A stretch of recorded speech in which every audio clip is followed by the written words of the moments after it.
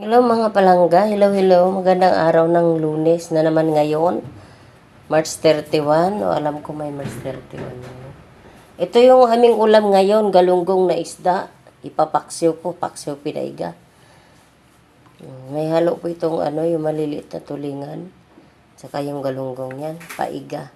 Para matanggal ang sa paiga po. Tapos lagyan ng maraming suka.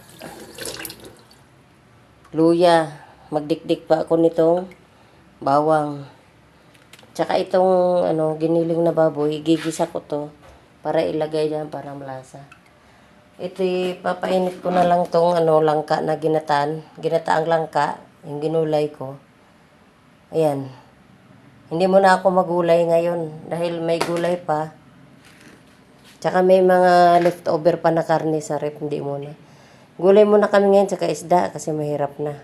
Mas masarap yung masustansya. Yung mga palangga, ako isang yun, grabe naman yung motor doon sa labas. Ang ingay naman yung revolution noon. Grabe naman yun. Ang ingay ng motor.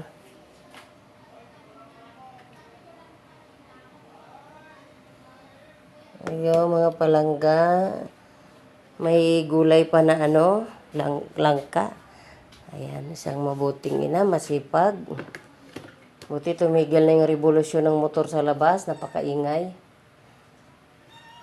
So ito po ang content ko today, Lunes, March 31, mga palangga. Bye-bye na po. Upload lang ng video, update araw-araw sa ginagawa. Bye-bye po.